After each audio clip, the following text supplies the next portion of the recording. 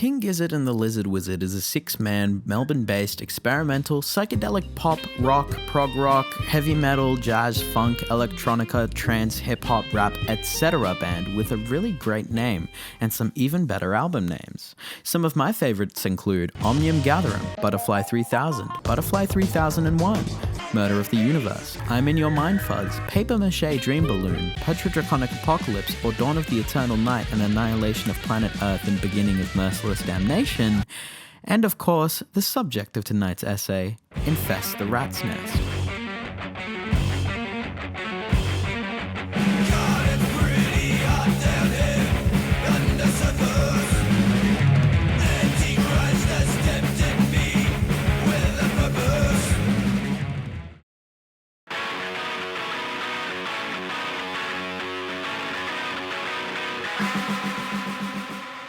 The subject matter of King Gizzard's 2019 studio album Infest the Rat's Nest is not unlike many of their other works, including themes of climate change, environmental destruction and preservation, and even some classist undertones, although sometimes not very subtle.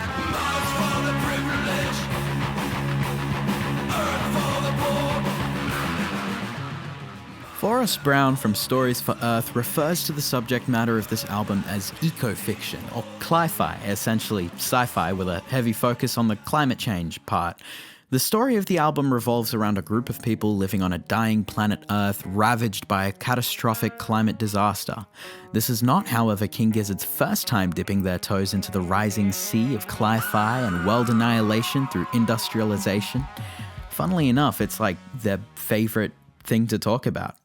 If you take the deep dive through King Gizzard's massive discography consisting of 25 studio albums, not including the works uploaded by Bootleg Gizzard, because that's a whole other can of worms, you'll find themes scattered across most of their works of climate change, over-industrialization, and very often, in the most gnarly metal and punk fashion, scrutinization of the rich and privileged. Of course, Infest the Rat's Nest is no exception to this pattern at all. In fact, it might be the most heavy-handed example of it. With its incredibly high-octane, industrial, and undoubtedly heavy fucking metal 9-song tracklist, Infest the Rat's Nest bombards the listener with visions of the distant future burning planet Earth, engulfed in a never-ending eternal flame caused by the hands of the rich and powerful.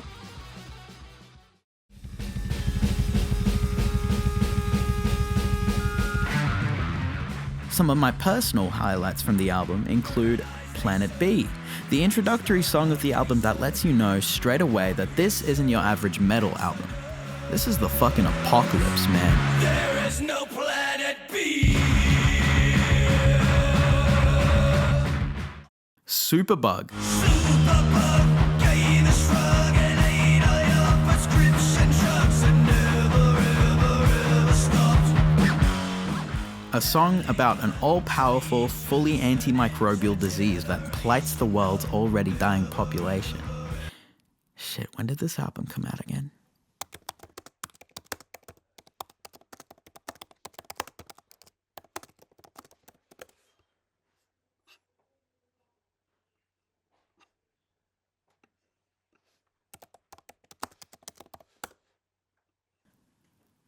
Right.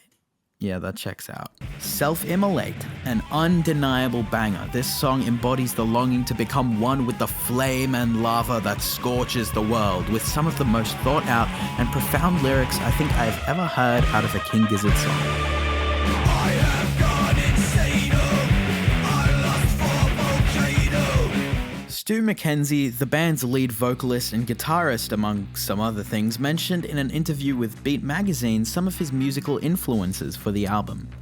Growing up, a lot of the music I loved was in the realm of heavy metal. I loved Rammstein, Rage Against the Machine, Metallica, Slayer, stuff that was aggressive and is still potent now. It's been a part of my musical DNA forever.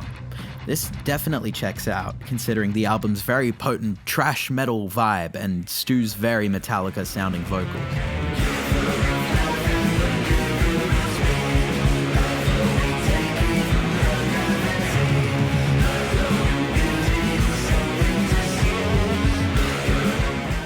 So, Infest the Rat's Nest is ultimately a warning about our own destruction of planet Earth and a grim look into the distant future if we continue down our current path. With Australia's recent surge in deforestation clearing 7.7 million hectares of bushland and forests between the years 2000 and 2017, along with our government's complete and utter disregard for Aboriginal land rights, with, as of June 2023, only 16.2% of Australia's overall landmass being owned or controlled by Aboriginal and Torres Strait Islander people. This album is a warning to those in power and the upper echelons of society that if we don't change our ways, a very grim and fiery future awaits us in the pits of the rat's nest.